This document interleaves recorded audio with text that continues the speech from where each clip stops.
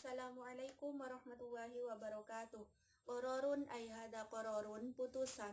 Rokmu sab'a wa sittin wa arba'a wa sab'ah. Nomor 67 garis miring 4 garis miring 7. Bisya'nin bai'ul wafa, tentang bai'ul wafa. Ba'da itla'ihi, setelah sidang menelaah alal buhusil waridati ilal majma', kepada kajian-kajian yang datang terhadap lembaga ini bikhususi maudu'in, dengan membahas seputar tema bai'ul wafa,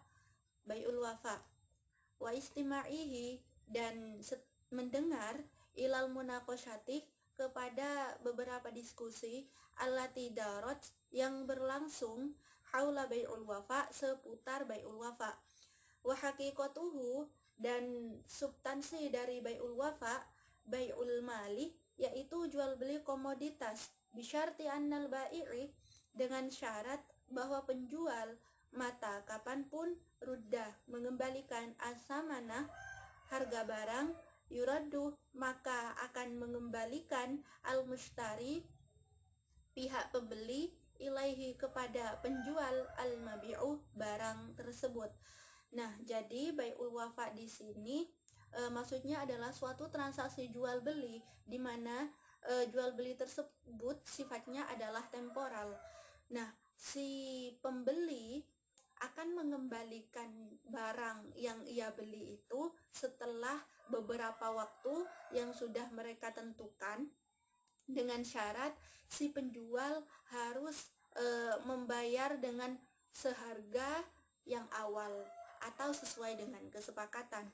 Mengenai hukumnya, yaitu qororo, memutuskan.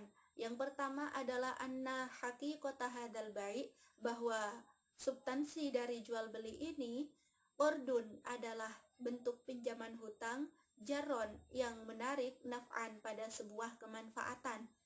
Fahuwa tuhayiluh, fahuwa, maka itu hadal bai', yaitu bai'ul wafa, tuhayilu, adalah bentuk rekayasa atau manipulasi ala riba, atas riba. Wa bi'adami sihhatihi, dan terhadap ketidakabsahan akad ini, qolah, berpendapat atau berpandangan, jumhuril ulama, mayoritas ulama. Jadi mengenai hukumnya, menurut putusan yang nomor 1 ini, mayoritas ulama tidak memperbolehkan adanya transaksi bai'ul wafa, karena di sini merupakan suatu bentuk dianggap rekayasa dalam mengambil riba. Karena dalam jual beli ini kan sifatnya temporal, begitu. Dan di sini sebenarnya transaksi ini mirip dengan sewa menyewa. Di sini sifatnya temporal, sama-sama ada barang jaminan. Nah, tetapi dalam sewa menyewa itu seharusnya kan barang jaminan tidak boleh dimanfaatkan oleh pihak yang memberi hutang. Tetapi dalam transaksi bai'ul wafa ini, barang jaminan boleh digunakan atau boleh dimanfaatkan oleh si pemegang barang atau yang memberi hutang, begitu. Maka dari sinilah bai'ul wafa ini disebut sebagai manipulasi terhadap barang-barang ribawi, begitu. Dan jumhur ulama tidak sepakat dengan adanya transaksi ini. Jadi jumhur ulama, mayoritas ulama, tidak memperbolehkan transaksi ini, begitu. Kemudian yang kedua yaitu yaro, berpendapat atau berpandangan, al-majma'u, lembaga ini, ayyabqa, bahwasanya tetap, hadal aqdu, akad ini, ghairu jaiz, tidak diperbolehkan syar'an, secara syarak. Menurut lembaga ini, yaitu lembaga fikih, di sini mereka juga tidak memperbolehkan adanya transaksi bai'ul wafa ini, karena bai'ul wafa ini tidak sesuai dengan syarak atau pensyariatan dari suatu akad transaksi jual beli, begitu. Nah, pada intinya di dalam transaksi bai'ul wafa ini ada 3 tahap. Yang pertama yaitu ketika tahap pertama transaksi ini adalah akadnya jual beli. Nah, si penjual menjual barangnya terhadap si pembeli. Yang berhutang ini menjual barang jaminannya terhadap si pemberi hutang. Di situ akadnya adalah saya menjual barang ini seharga sekian dalam waktu sekian, begitu. Jadi tetap sekalipun jual beli di sini sifatnya adalah temporal, begitu.